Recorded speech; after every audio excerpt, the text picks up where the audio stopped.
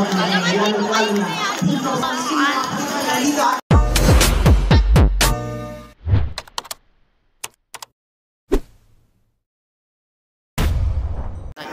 Na napakahalaga ay tinatanggap ko bilang Panginoon at sariling tagapagligtas. Salamat o Diyos na pinakikinggan mo po ang aming taus-pusong. Salamat po Diyos na kami po ay taus-pusong nananalig sa iyo. May ginagawa ka, Panginoon. Hindi lamang sa Metro Manila, kung hindi sa buong Pilipinas at buong mundo. Hindi ko makisabi ang late ko eh. Na ikaw ay mabuti. We also have Councilor Dr. Irma Alfonso from District 1 and Councilor Alicia from District 2. At kasama rin po natin ang ating minamahal na punong barangay, ating barangay 649, so 68, palakpakan po natin. Punong barangay, Diana. Ang daming fans ni Kapitana na magiging congresswoman. Palakpakan po natin, congresswoman. Dito lamang po. Sa pagkakataon po ito ay nais ko pong ibigay sa inyo para po sa kanyang pambungad ng pananalita ang OIC at ang Hospital Director ng President Corazon C. General Hospital. Palakpakan po natin, Dr. Naomi Ratchika Likuana. Galang-galang ay pinamalaki natin punong lungsod na Maynila. Ikaw na lang o. Francisco Moreno M. Dumagoso. Minamahal po natin Vice Alcalde, Vice Mayor Angela Leo Winche.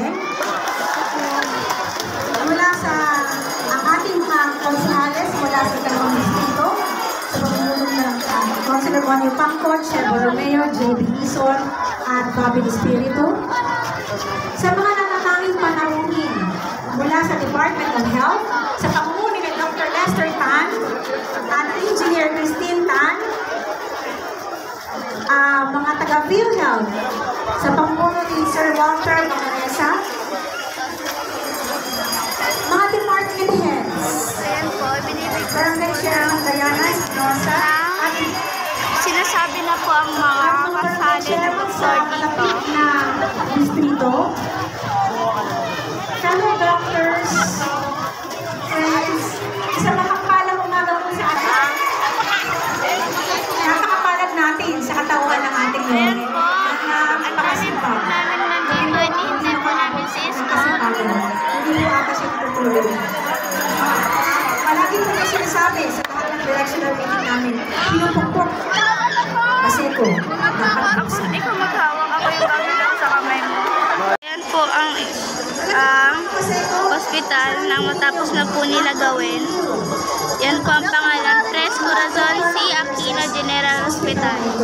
Sapagkat, sabi ni Pilihan ni Mayor, lingkod ng may nipis sa labi. Kuya, huwag kang mahuli sa inosenteng mukha niyan. Demonyo yan sa school. Ang bato ka maklasa. Ba't parang yun ang gusto niyo pa?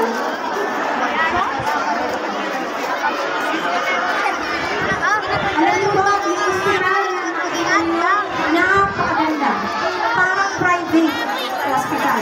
Pagpasok niyo, malamig, fully air condition, maaagaw magamit. Ang oxygen, pinipilak. Ang oxygen, nasa wall. Meron po tayong pharmacy na punong-puno ng gamot para sa atin.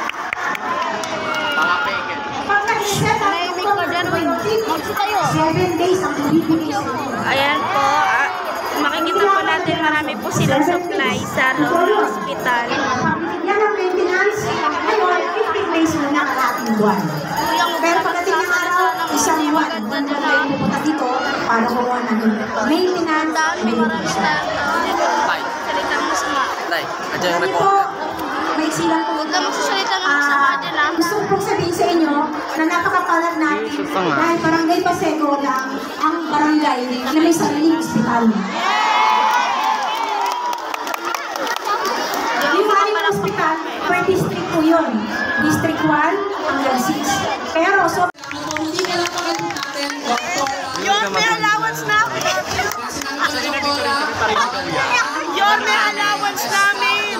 Yan.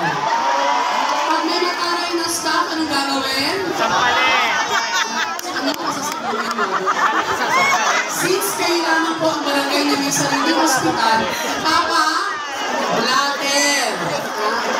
Ipapag-blatter natin kay Chairman pagpataray ang staff. Bilang pagpapatuloy, nais ko naman po ibigay sa inyo para po sa inyong mga mensahe. Ang aking napakasipag na Congressman, palagpakan po natin, Congressman Erwin Tien.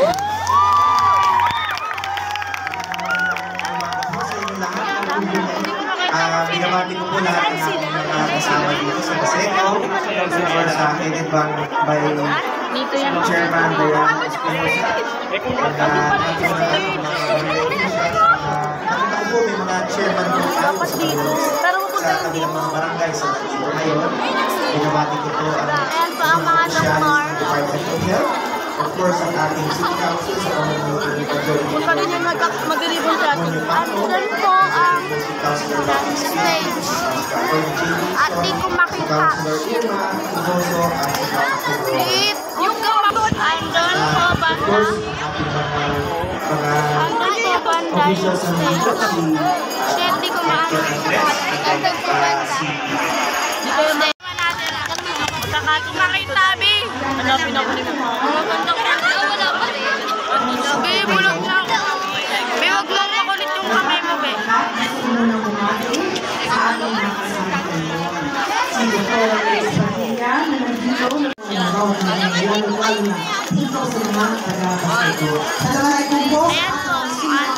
Dito, alhamdulillah. Maraming salamat.